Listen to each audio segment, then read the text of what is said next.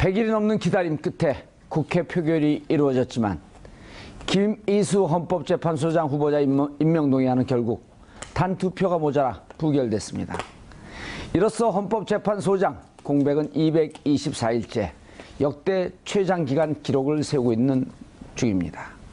야당은 환호를 외치며 다음은 탄핵이라고 말하고 있지만 김명수 대법원장 후보자도 장담할 수 없다며 으름장을 놓고 있습니다. 기세 등등 야당들의 공세에 사면 초과 여당은 어떻게 돌파해야 할까요? 이 문제와 관련해 세 분 모시고 말씀 들어보도록 하겠습니다. 자, 고재열 시사인 기자 계속 자리하고 계시고요. 최진봉 오래간만에 나오셨네요. 네, 안녕하십니까. 예, 성공회대 교수님 자리하셨습니다. 그 성직자시죠? 네. 술은 안 하시나요? 네, 저는 술 안 먹습니다. 알코올도 안 하시나요? 네, 안 합니다. 오로지 물만 마십니다. 주류도 안 하시고요? 주류 당연히 안 하죠. 아, 그러시구나. 저는 한 주님만 모십니다. 한 주님. 정봉주. 자, 김남국 변호사님. 네, 잘하셨습니다. 네. 오늘 헤어스타일이 아주 독특해요. 네. 과거 80년대를 주름했던 영누시기하고. 항상 머리를 내렸었는데요. 예. 이제 좀 올려달라고 말씀드렸어요. 아, 왜냐면 올리면, 네. 말하는 사람의 진실성이 그 배가 된다 그래갖고 정치인들은 다 이렇게 머리를. 예. 저는 탈모 때문에 내렸었거든요. 그래요? 네. 아, 그럼 실내는 다 탈모예요, 원래. 실내에서 모자 벗고 나와야 돼요. 가던 길 가시죠. 자, 시청자 여러분께서도 샵5400으로 다양한 의견 문자로 보내주시기 바라겠습니다. 페이스북 라이브로도 지금 시청하실 수 있습니다. 자, 우리가 일부에서 행복했어요. 밑반찬이 좋은 반찬이었거든요. 무슨 반찬이었을까요? 개구리 반찬 아니었겠죠. 쥐포. 아, 밑반찬이 아니라 안주인가요? 예. 오, 이거 컵이 세네. 너무 세게 때리신 거 아닙니까? 아니, 이게 유리컵이세요. 그러면 깨졌나, 빨리 질문하시고 닦으셔야 예, 돼요. 알겠습니다. 고재열 기자님. 네. 김이수 헌법재판소장 부결. 이거 충격적인 일이에요.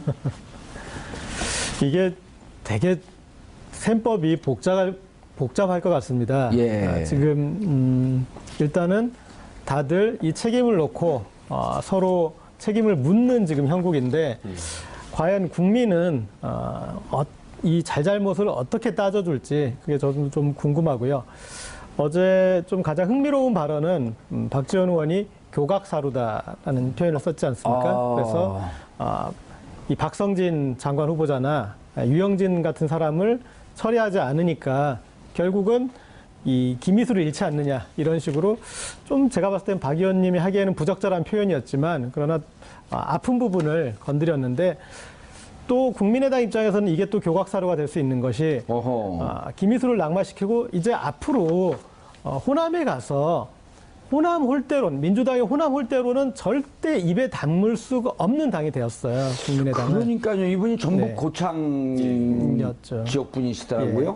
그리고 이제는 고창은 또 정동영 의장의 정동영 의원의 고향이거든요. 네. 고창, 순창 뭐 같은 지역으로 보는데. 예.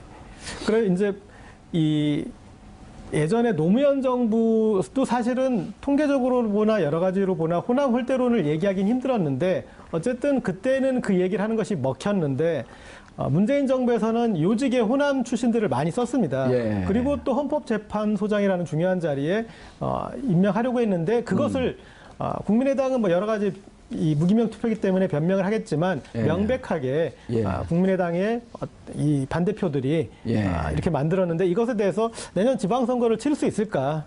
그게 상당히 좀 걱정도 되는 부분입니다. 국민의당 입장에서요. 예. 그런데 국민의당 입장 이루고 최진봉 교수님 좋아해요?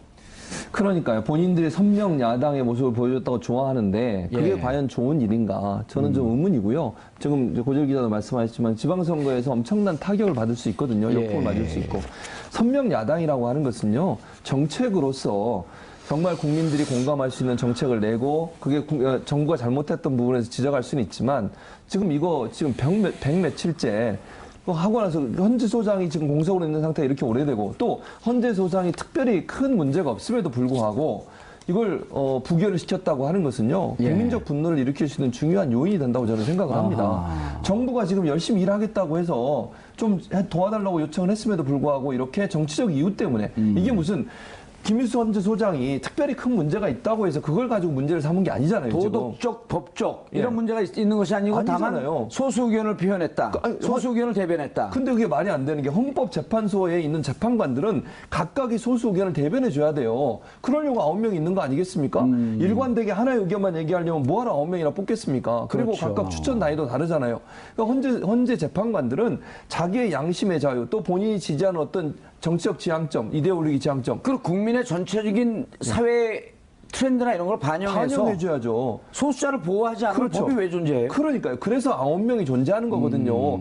기득권자, 주도권자, 정치적 어떤 주류 이것만 대변하려면 뭐하러 9명이 필요하겠습니까? 예. 그게 무슨 헌법재판소의 역할을 할 수 있겠습니까? 다양한 의견이 반영될 수 있는 통로의 역할을 하라고 9명을 만들어 놓은 거고 예. 김민수 재판관이 거기에서 후수적인 의견을 갖고 통합진보당에도 반대했었고 예. 그게 뭐가 문제가 됩니까? 예. 그게 정말 소신 있게 재판을 하는 거라고 저는 보는 것이죠. 알겠습니다. 김남국 변호사님. 네. 절벽이에요.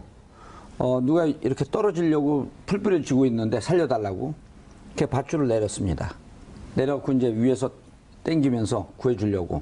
근데 밧줄을 잡고 있는 사람이 위에서 잘 못 당기니까 생각을 하는 거예요. 그럼 말을 합니다.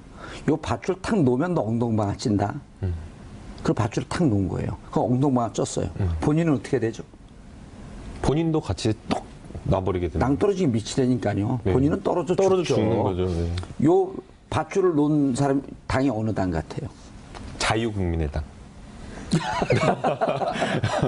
그러니까 엉덩방아 쪘다고 좋아하는 거예요. 예.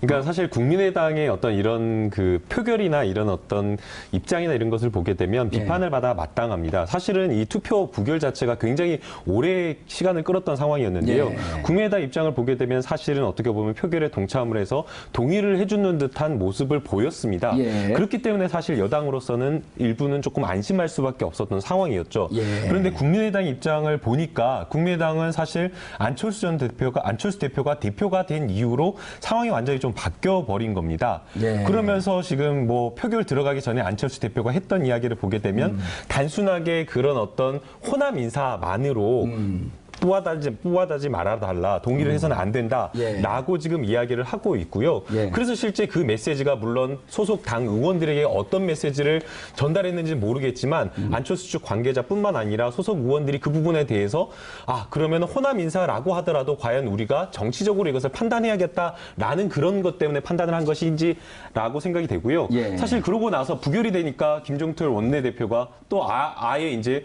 김인수 재판관 같은 경우에는 아주 훌륭한 재판관이다라고 하면서 이제 엉뚱하게 또 칭찬을 해주고 있고 또 어허. 거기뿐만 아니라 또 다른 어떤 소속 의원들도 이것은 정치적인 의도 때문에 그런 것이다라는 그런 뉘앙스의 발언들을 하고 있으니까 그거 자체가 잘못된 거 아니에요? 그거 자체가 잘못된 헌법재판소장은 정치 의도와 무관하게 법률에 근거해서 하자가 있는지 이런 걸 갖고 결정을 해야지. 맞습니다. 그러면 문재인 대통령이 미우니까 김인수 헌법재판소장을 낙마시킨다?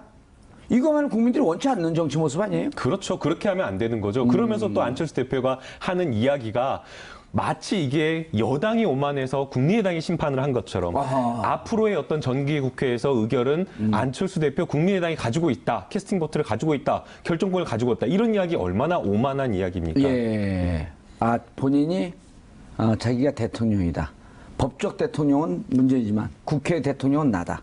이런 얘기를 하는 건가요? 그런 메시지를 사실은 국민들은 읽을 수밖에 없는 거죠. 고지열 기자님. 자, 우리가 145 일단 이 부결된 그 수치 그 법적 과정, 그러니까 많은 분들이 헌법재판소장이 어떤 과정으로 뽑히고 어떻게 낙마가 됐고 이렇게 나온 145대 145 나왔으면 동순대 그럼 된 거 아니야? 라고 국민들이 또 오해할 수 있거든요. 그리고 그래서 알지만 조금 더 한번 확인해주는 정리를 좀 해주시죠. 일단 이제 헌법 재판 정리하기 싫으세요? 이 법에 분명하게 이제 표결 의원의 과반이기 때문에 293명의 과반은 147명이지 않습니까? 예. 146.5 해서 이제 7명이 돼야 되는데 그게 안 됐기 때문에 3명은 기권과 무효표 갖고 3명 빠지고 예. 그럼 290명 중에 290 중에 293명 중에 147명이 나왔어야 되는 거죠. 표결에 참여한 사람 기준이기 때문에 147명이 나왔어야 되는 거죠. 그게 안 된 것이고, 뭐 앞으로 과정에서는 대행 체제로 가거나 뭐 대통령이 만약에 이 결정에 불복하면은 다시 재지명을 해서 뭐 과정을 밟을 수 있고, 그렇지만 이제 너무 혼란이 있기 때문에 앞으로 어떤 과정을 거칠지는 좀 모르겠습니다. 그런데 안철수 대표가 결국은 이런 비난은 각오를 했을 것이고, 이 뒤에 결과물에서 이 국민의당이 이 캐스팅 보트를 쥔 정당으로서의 정체성을 보여주는 게 이득일까, 그런 것들을 이제 좀 감안했을 것 같은데, 기술적으로 봤을 때 김희수 헌법재판소장을 낙마시킨 것은 국민의 영린을 건드린 거잖아요. 국민들이 용납할 수 없는 그런 내용이었고, 만약에 이 캐스팅 보트를 가지고 박성진 이 중소벤처기업 장관 후보자를 건드렸다면, 거기를 걸고 진행을 했다면 게임이 좀 달라지지 않았을까. 그거는 국민들 중에서도 많은 국민들이 이 부적격자라는 그런 의식을 가지고 있었기 때문에 달라졌을 텐데, 너무 국민의 영리를 건드린 것 같습니다. 최진모 교수님, 정확하게 국민의당 입장에서 어쨌든 본인들이 반대표 던졌다라고 하는 것은 자명한 사실이고요. 왜냐하면 자유한국당, 바른정당은 당론으로 반대표를 던지겠다고 선언을 했고, 국민의당은 자유의사에 맡겨놨단 말이에요, 의원들. 근데 결국 반대표를 39명 중에 적어도 한 20명 이상, 25명까지는 반대표를, 20명 이상은 반대표를 던졌을 거로 보이는데, 반대표를 던진 본인들의 정확히 밝히는 이유는 뭡니까? 이유는 그거예요. 여러 가지 뭐 이유가 있는데, 그 중에 지금 박성진인가요? 그 박성진, 그 다음에 이유정, 이 협치를 제대로 안 됐다고 하는 거죠. 그 사람들 지금 박성진 후보자 같은 경우도 사퇴시키라고 지금 얘기하고 있는데 사퇴가 안 되고 있는 것에 대한 불만, 그걸 표시한 거고요. 또 하나는 아까도 얘기했지만 이유정 재판관에 관련해서도 뭐 지금 물론 사퇴를 했습니다만, 그게 협치가 제대로 안 되고 있는 문재인 정부에 대한 뭐랄까요? 반격이랄까요? 물론 국민의당 그렇게 표현하진 않았습니다만, 협치를 해달라고 하는 요구다, 이렇게 지금 주장을 하고 있는 거예요. 문재인 정부가 지지율만 믿고 너무 오만해가지고 협치도 안 하고 국민의당의 요구를 제대로 들어주지도 않고, 이거에 대한 불만인데, 그거를 이런 방식으로 풀면 안 되는 거 아닙니까? 아니, 그 불만이 있을 수 있어요. 그런데 협치를 안 해준다고 해서 정치적 이유 때문에 정상적인 어떤 절차 자체를 포기해버리게 만드는 것은, 정확하게는 국민의당이 원하는 거에 대해서 청와대가 귀를 열고 있지 않고 협치하지 않고 있다. 이게 분명한 밝히는 이유인 거죠. 그렇죠. 그런 이유죠. 그리고 앞으로 국회에서 모든 결정권에 있어서는 캐스팅 보트를 쥐고 있는 국민의당과 협의해라. 그렇죠. 그 협박인 거잖아요, 결국은. 그러면 그럼 민의를 배반하는 거죠. 국민들이 1당, 2당, 3당 만들어준 이유가 있는 거거든요. 아니, 그러면 그런 논리로 따지면 문재인 정부는 그럼 항상 국민의당과 모든 걸 협의해야 되는 거예요. 물론 필요할 수는 있겠죠. 국회에서 뭐 필요한 부분이 있겠지만, 그러면 본인들이 원하는 대로 정부가 하길 바란다고 하는 것은 마치 무슨 그 볼모로 뭔가를 잡고서 그 볼모로 잡은 걸 이용해서 뭔가 계속 겁박을 하는 상태가 아니겠습니까? 그건 정상적인 정치적 활동이 아니라고 보는 거죠. 정쟁으로 갈 수밖에 없어요, 그러면. 그러니까 제가 말씀드리고 싶은 것은, 정부가 잘하는 부분에 있어서는 국회가 도와주는 역할을 해야 되는 거 아니에요? 그게 국가적인 차원에 있어서. 그런데 본인들을 얻기 위해서 정부를 무슨 이런 임명권, 그다음에 표결권, 법안 통과권 이런 걸 가지고 본인들이 뭔가 얻어내기 위한 지렛대로 활용하는 것 자체가 저는 정쟁이라고 보는 거죠. 그 정상적인 국회의원이라고 하면 정치적 어떤 이익 또는 자기 당의 이익을 위해서 국민을 볼모로 하거나 아니면 정부의 정책을 볼모로 해서 문제를 삼는 것 자체가 잘못된 거 아닙니까? 국회의원이라고 하면 정당의 어떤 소속을 떠나서 국민이 잘 될 수 있고 국민이 동의할 수 있고 국민이 원하는 것을 해주는 것이 정치인 아니겠어요? 당적 때문에 본인이 원하는 것을 얻기 위해서 정치적 어떤 이용의 대가로, 이용의 어떤 수단으로 이런 뭐 표결이라든지 아니면 법안 통과란 이런 걸 활용하는 것은 지극히 정쟁의 차원에서 국회를 운영하는 방법이라고 볼 수 없는 것이죠.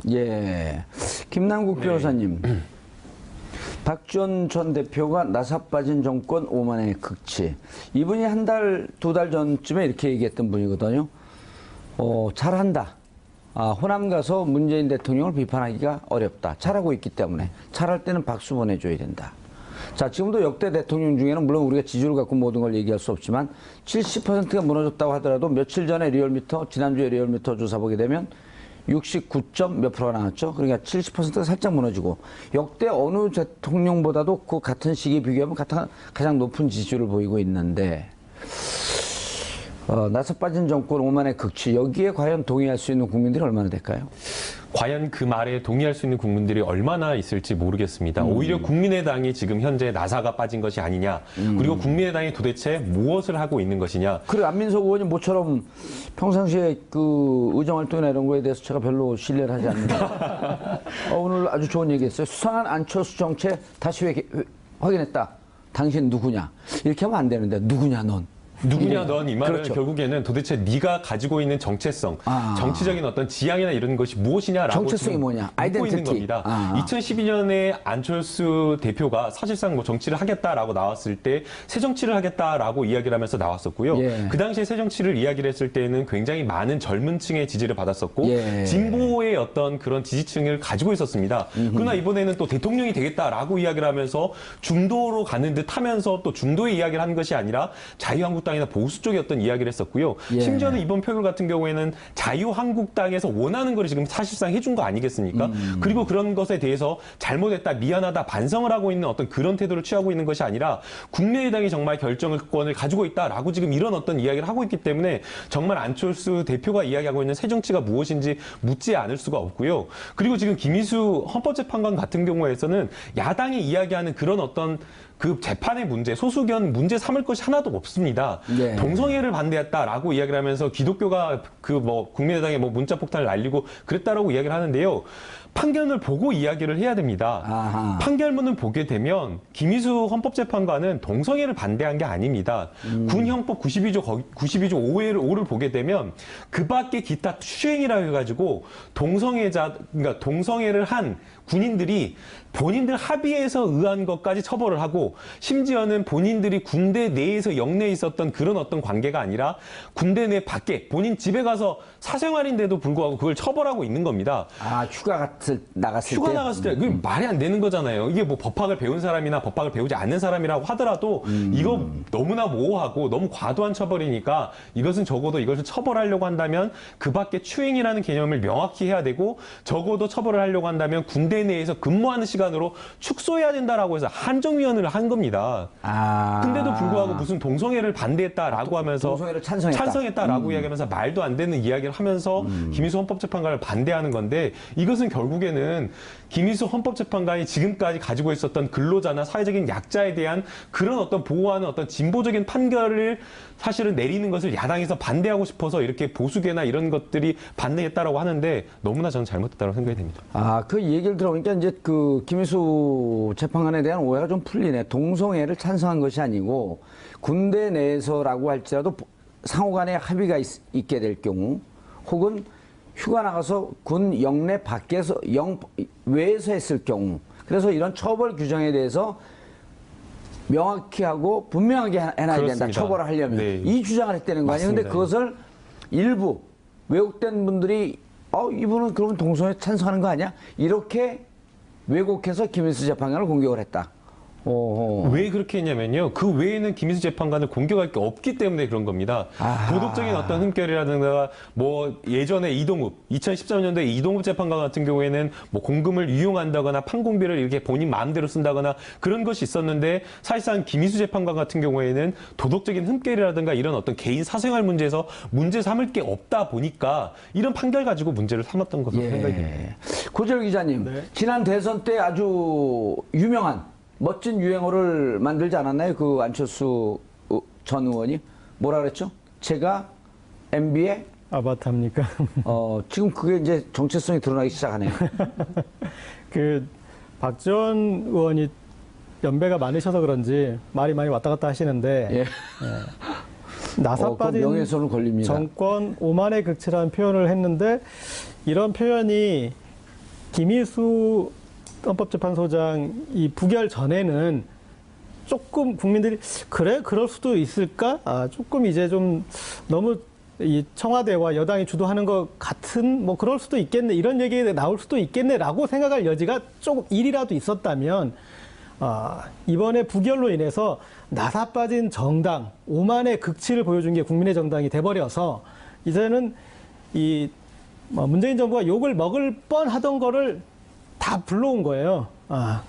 이 국민의 정당이 모든 오만과 모든 어떤 그런 것을 그래서 이제는 국민들이 김남국 변호사가 지적했지만은 김일수 재판소장의 후보자에 대해서 문제의식을 특별히 가진 게 거의 없었단 말이죠. 일부 기독교계에 그리고 그 시비도 억지 시비인 그런 것밖에 없었던 분을 정치적 목적을 위해서 이렇게 낙마시켜버림으로 인해서 지금 이 국민의당이 그 당이 보여주고 싶어했던 그런 것들은 지금 보여주지 못하고 오히려 욕만 다 끌어왔던 그리고 앞으로의 책임에 있어서 가장 큰 책임을 통감하게 될 상황인 것 같습니다. 예, 이제 김명수 그 대법원장 후보로 넘어가시죠. 그렇죠. 최준봉 교수님. 그러니까 이 대법원장 후보자에 대해서도 저는 이해가 안 돼요. 왜 그러냐면 이분이 우리법 연구회 또 뭐 모임에 있잖아요. 거기에 다녔기 때문에 문제가 된다. 저는요 그런 활동하는 사람을 적극적으로 지원해 준다고 생각해요. 왜냐면 아니, 그리고 우리법 연구에는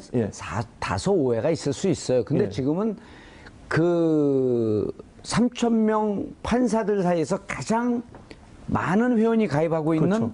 국제인권법 학회죠. 네, 맞아요. 거기 학회. 정확히 국제인권법 학회인가요? 그거는 3,000명 중에 예를 들었고 한 회원이 1,000명 가까이 되지 않나요? 500명이 넘잖아요.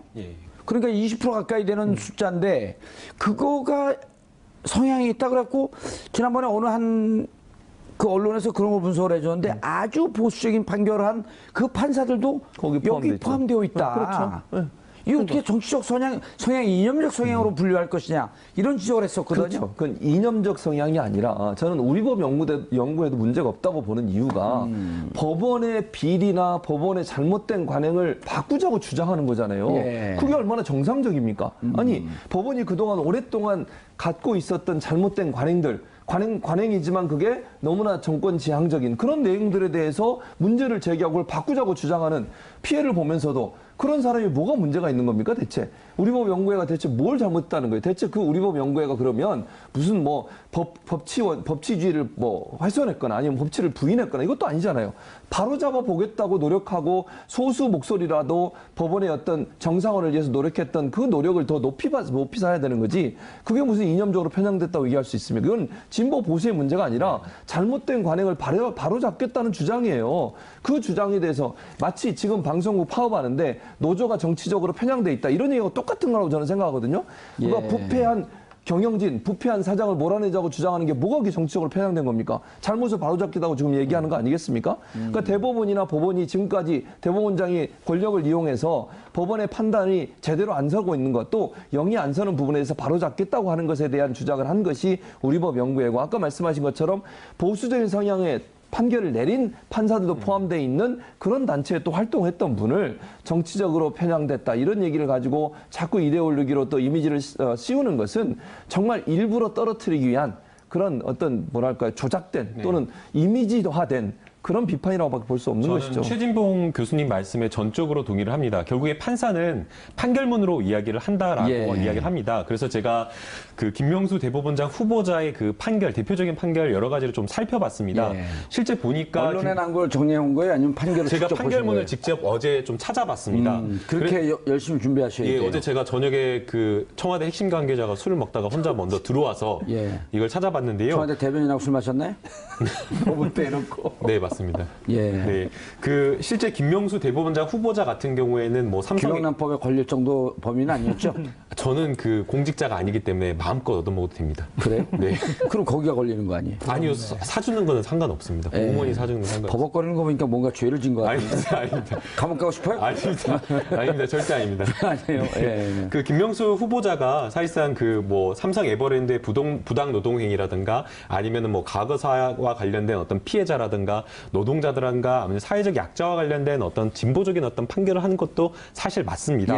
그러나 그렇다고 해서 보수적 판결이라든가 아니면 또는 본인이 가지고 있는 어떤 법리라든가 이런 것들을 어기면서까지 그런 어떤 진보적인 판결을 했던 것은 아니고요. 판결문 한번 대표적인 어떤 몇 개의 판결문을 보게 되면 오송의 사건이 있습니다. 2011년 6월에 항소심에서 이 김명수 후보자가 이 항소심 재판부의 판사였는데요. 1심에서는 150 오송의 사건이라고 하는 것은 간첩 사건이죠. 예, 간첩 사건입니다. 예. 1982년도에 전북에 있었던 교사들이 전북도당에 있었던 그 대공분실에 끌려 들어가서 고문을 받았던 사건인데요. 이와 관련해서 국가에 대해서 손해배상 청구를 했는데 1심에서는 207억 원이 손해배상 청구 금액이 인정이 됐습니다. 아, 이게 그러니까 오송의 사건이 간첩 조작된 사건이다 해갖고 재심에서 무죄가 된 건가요? 네, 맞습니다. 어허. 그래가지고 손해배상을 청구를 했는데요. 예. 1심에서는 207억 원을 이 손해배상 하라라고 인정이 됐는데 예. 2심 항소심에서는 김명수 후보자 같은 경우에는 이거 207억 원 인정할 수 없다라고 하면서 오히려 156억 원으로 깎았습니다. 50을 깎았네요? 예, 엄청나게 깎은 거죠. 오호. 그러면서 이것은 지연 손해금이 쟁점이 됐는데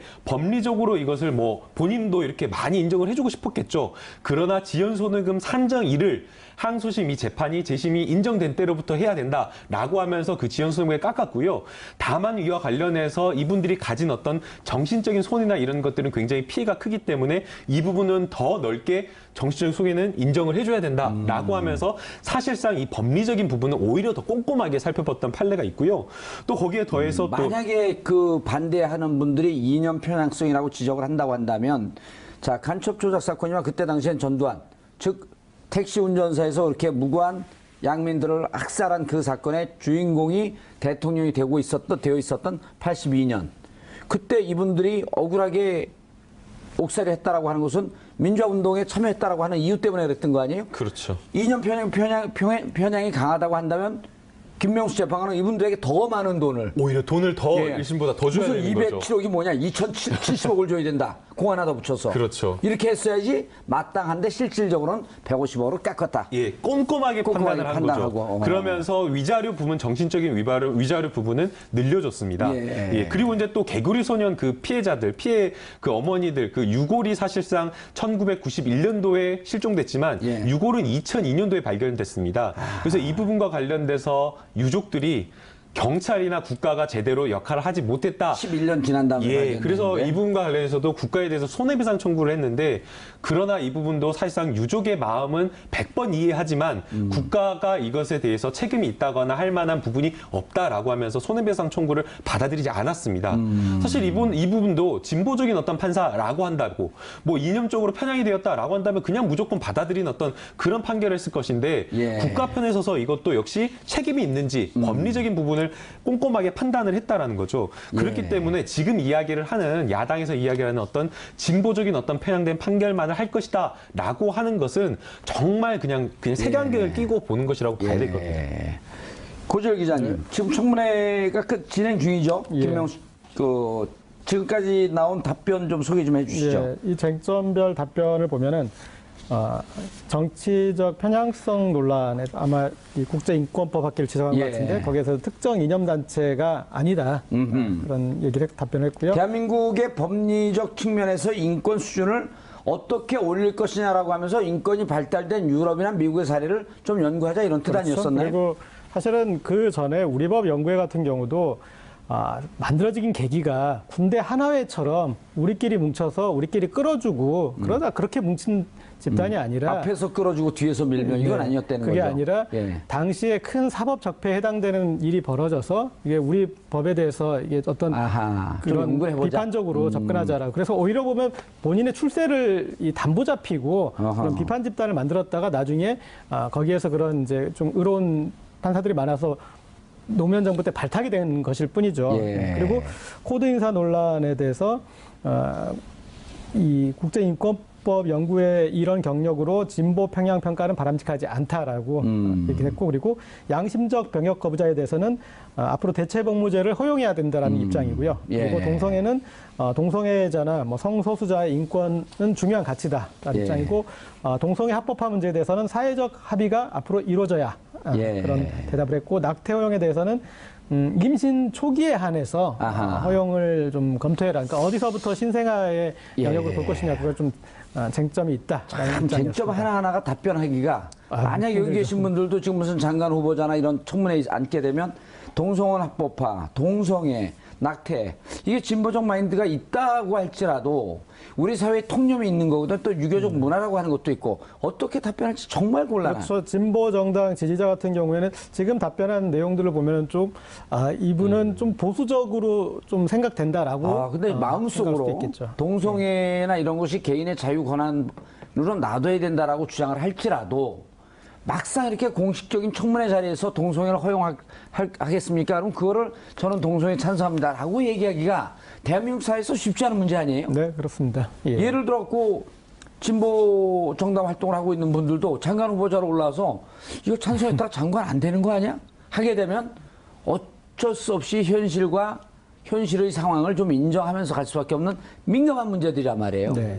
그 질문하는 사람들도 그런 건 좀 어느 정도 알고 질문을 해줘야 되는 거 아닌가요? 그렇죠. 그리고 이제 대법원장 후보자로서 지금까지 우리 이 사법 판결이 예. 해왔던 방향성에 대해서 확인시켜준 정도의 답변인 것 같습니다. 그러니까 이 본인이 대법원장이 된다고 해서 급변 사태, 급변 침이 되는 건 아니고 예. 지금까지 우리가 해본 사법 판결은 그래도 조금씩 예. 진보 성향으로 가고 있는데 그 방향성 정도를 확인해준 예. 정도의 답변인 것 고재영 같습니다. 기자님, 그런데 네. 저도 그 표현을 한두 번 쓰다가 이제 안 쓰는데, 급선회라고 하는 표현을 써도 어느 분이 댓글을 올라왔어요. 급변침이라는 표현을 좀 안 썼으면 좋겠다. 네. 왜냐하면 세월호 악몽이 너무 가슴이 아프기 때문에 네, 네. 세월호 가족들이 보면 어떻게 생각하겠냐.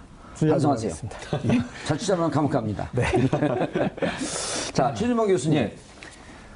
그렇다고 한다면 지금 7개월 이상 이어지고 있는 헌재 소장, 자, 이제 김명수 재판 그 대법원장 지켜봐야 될 일이고요. 그렇죠. 그리고 뭐 김명수 대법원장까지도 낙마하게 되는 최악의 상황까지는 가지 말아야 되겠죠. 그렇죠. 국민의당이 또 그런 행동을 하면 안 되겠죠. 예. 그렇게 하면 안 된다고 생각하고. 그리고 청와대도 예. 어쨌든 속상하고 예. 분통이 터지긴 하지만 그래도 소수 정당이라고 하는 한계를 과반수 못 차지하고 있으니까 맞습니다. 느끼면서 조금 더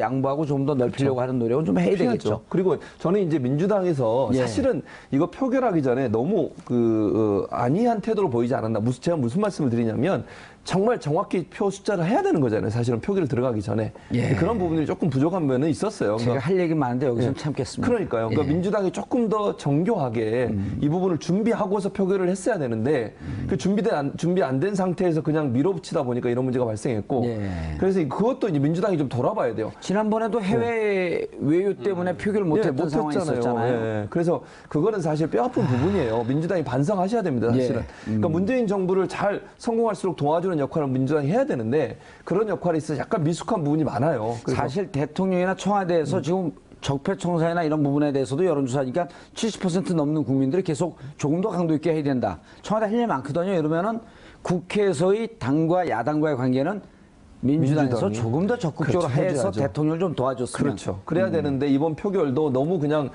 준비 안 된 안이하게, 상태에서 안이하게 그냥 표결을 진행하다 보니까 이런 문제가 발생한 거니까 분명히 민주당은 반성하셔야 돼요. 저는 그렇게 생각하고요. 예. 민주당 이제는 이제 앞으로도 표결을 계속 해야 되는 거 아니겠습니까? 그래서 조금 더 설득하는 자세 그리고 명확하게 그 표 계산도 잘 해서 승산이 있을 때 표결을 해야지 이렇게 돼버리면 정부에도 엄청난 상처가 되는 거 아니겠습니까? 그리고 예. 국정 운영에도 엄청난 브레이크가 걸리는 거니까 그분은 민주당이 조금 더 정신을 좀 차리시는 게 필요하다는 생각이 듭니다. 예, 헌법재판소장은 이제 어떻게 법적인 관계는 어떻게 되는 겁니까? 현재 김인수 재판관이 임기가 1년쯤 남았죠? 네. 이렇게 1년 되면 3개월 정도 1년 남았습니다. 3개월쯤 네. 남아 있고 현재 헌법재판소장 권한대행 자격으로 지금 해외 그 국제대회 참석 중이고요. 네.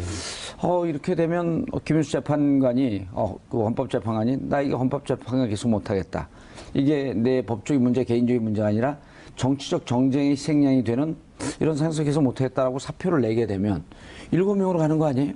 그럼 당장 헌재가 멈춰버리는 상황. 네.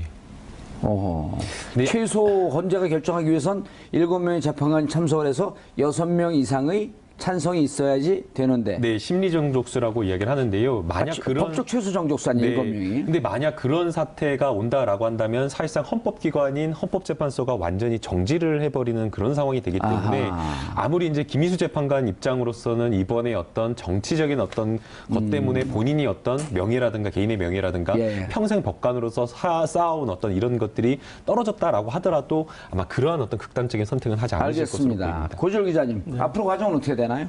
일단 뭐 이제 가능성은 다음 회기, 그러니까 내년 2월 정기국회에 김희수 헌법재판관을 재지명하는 방식도 있고, 오, 그리고 그런가요? 네, 우후.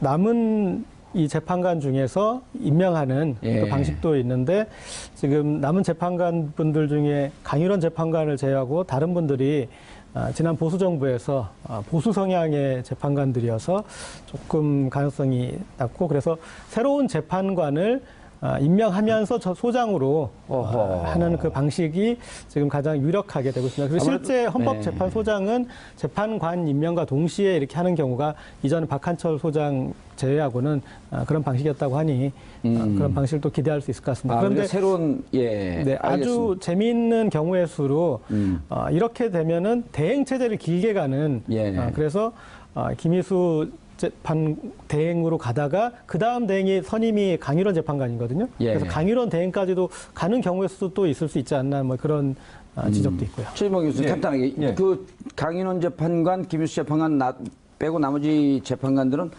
지난 그 정권에서. 지난 정권에서 박근혜 전 대통령이 임명한 사람들이 대부분이고요. 그다음에 예를 들면 조용호, 서기석 재판관은 박근혜 전 대통령이 지명했고, 김창중, 이진선, 이선혜 재판관은 양승태 대법원장이 지명을 했습니다. 그래서 이제 문재인 대통령이 지명한 사람은 없는 거죠. 그래서 지금 말씀하신 것처럼 임명하면서 두 가지 경우 수네요. 두 가지 경우. 김희수를 다시 한번 할 경우 가능성이 있고 새로 임명하면서 그분을 헌법재판소장으로 지명하는 경우. 자, 국민의당 안철수 대표는 여전히 좀 오판하고 있는 것 같은데 이 기회에 우리 김남국 변호사께서 따끔하게 영상 메시지 말씀요. 영상 메시지 준비하고 오셨나요? 아니요, 준비하고 있습니다. 알겠습니다. 한 45초, 50초 정도 시간이 있으니까 영상 메시지 클로즈업 해주시기 바라겠습니다. 네, 안철수 대표님 안녕하세요. 그 2012년에 대표님께서 처음 정치를 하겠다라고 하셨을 때 저도 국민의 한 사람으로서 굉장히 지지했습니다. 안철수 생각 나왔을 때 제가 보통 그냥 중고책 사서 보는데 그때는 진짜 서점에서 신품으로 사서 제가 봤고요. 그다음에 그때 뭐 영화가 아니라 TV 프로그램 나오셨을 때 제가 1000캐시로 그 다운을 받아서 볼 정도로 굉장히 지지했습니다. 그런데 이번에 보여주신 대표가 된 이후로 안 보이기 왔을 때 민생 챙겨야 된다라고 했을 때 그 호남에 내려가서 호남 홀대론 이야기했을 때 너무나 실망스럽습니다. 새 정치가 사라졌다라는 생각이 들었고요. 그다음에 이번에 김희수 재판관 국민의당 표결 어떻게 할지 다 아셨을 텐데도 불구하고 그걸 막지 않았다는 점에서 너무 후회됩니다. 그래서 딱 하나만 여쭤보고 싶습니다. 정말 MB의 아바타십니까? 자유한국당이 아니라 국민의당이 아니라 자유국민의당 대표십니까? 제대로 해주셨으면 좋겠습니다. 알겠습니다. 자, 김남국 변호사의 영상 메시지를 잘 새겨주시면 감사하겠습니다. 안철수 대표님. 9월 10일 화요일 정봉주의 품격시대 마치겠습니다. 감사합니다.